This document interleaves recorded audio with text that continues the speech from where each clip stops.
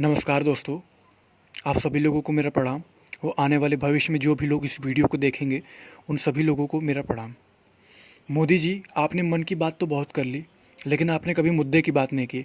और आज का मुद्दा ये है कि रोज़गार कहाँ है, नौकरी कहाँ है।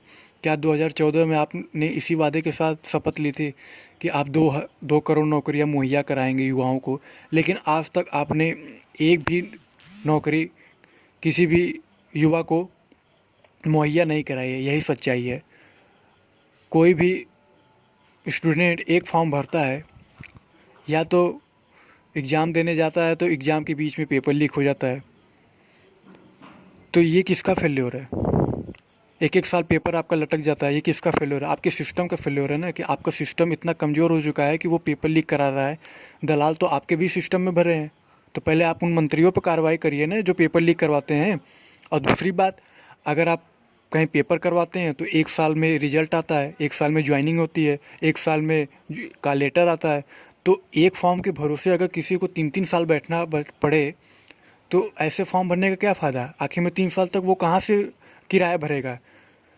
फीस का किराया, ट्यूशन फीस का किराया, खर्चा, रहने का खर्चा, रूम का किराया, बिजली का किराया, आने जाने का किराया।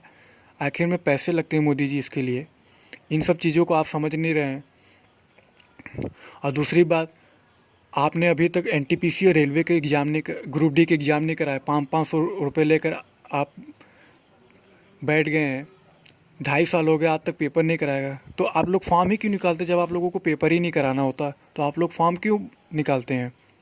अरे आज हर मीडिया सब कुछ दिखा सकती है। मंदिर कैसे बना, मस्जिद कैसे बना, चीन में क्या हुआ, पाकिस्तान में क्या हुआ, कौन सा सेलिब्रिटी कौन सा कपड़ा पहनता है, किसने क्या खाना खाया, किसको कब बच्चा होगा कब नहीं होगा, हर चीज़ दिखाती है। लेकिन एक चीज़ नहीं दिखाती है, जो कि आज के समय में बहुत ही ज़्यादा ज़रूरी है।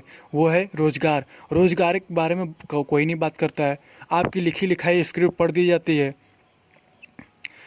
तो मैं सभी उन मीडिया वालों का कहूँगा कि बहिष्कार करिए। और अन्नू गोस्वामी जी से मैं ये कहूँगा कि आपने सुशांत सिंह राजपूत के केस में सीबीआई जांच की मांग उठाई। मैं मानता हूँ कि वो एक अच्छे एक्टर थे और उनसे मेरी पूरी हमदर्दी है। अगर आपको लगता है और पूरे भारत को लगता है कि उनकी हत्या या सुसाइड हुआ है, तो उसके लिए सुप्रीम कोर्ट ने सीबीआई मंजूरी दे दी है। और आपने भी इसीलिए मुद्दा उठाया था, सीबीआई जांच का मुद्दा उठाया था, जो कि सुप्रीम कोर्ट द्वारा मंजूरी दे दी गई है। लेकिन इसके अलावा भी तो मुद्दे हैं बहुत सारे। अरे आप रोज़गार के ऊपर बात करिए। पूछता है पूरा भारत, अन्ना गोस्वामी जी पूछता है पूरा भारत कि आप रोज़गार पे कब बात करेंगे। आप ही क्यों, आज तक, जी न्यूज़, जी टीवी, इंडिया टीवी, जितने भी चैनल हैं, किसी ने कभी किसी लड़के का इंटरव्यू नहीं लिया। आप लोग रिया का इंटरव्यू ले सकते हैं, लेकिन आप किसी, राजदीप देसाई जी, आप कभी जाके किसी लड़के का इंटरव्यू लीजिए कि वो कैसे एक रूम में रहता है। क्या अगर एक फॉर्म के भरोसे वो 3-3 साल तक बैठा हुआ है तो उसके मन में कौन सी फीलिंग चल रही है, कभी आपने ये जानने की कोशिश की? नहीं की। यही कारण है कि दोस्तों, ये चीज़ हमें समझनी होगी कि अगर आपको अपनी आवाज़ भीड़ तक पहुंचानी है तो आपको फेमस होना होगा। और फेमस आप तभी हो सकते हैं जब आप पूरे देश की आवाज़ बने, या पूरा देश आपकी आवाज़ बने। तो आज पूरे देश की आवाज़, युवाओं की आवाज़ यही है कि रोज़गार कहाँ है। जी हाँ, मैं सभी दोस्तों से आग्रह करता हूँ कि एक साथ मिलकर एक प्लेटफॉर्म पे आकर उसी जगह इस मुद्दे को उठाया जाए कि रोज़गार कहाँ है। क्योंकि न तो मीडिया आपकी बात सुनने वाली है, न तो कोई भी बात आपकी बात सुनने वाला है। इस चीज़ को आप ही उठा सकते हैं। तो युवा एकता जिंदाबाद। और इसी जिंदाबाद नारे के साथ मैं ये कहना चाहता हूँ कि जहाँ भी आप लोग अपने चीज़ का प्रचार करना चाहते हैं, चीज़ यही है कि आप अपने मुद्दे की बात करिए। और कांग्रेस भक्त, मोदी भक्त बनने से पेट नहीं भरने वाला।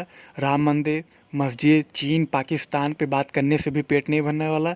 उन सभी पढ़ने वाले युवाओं के लिए मेरी एक ही राय है कि जब भी बनिए, मुद्दा भक्त बनिए।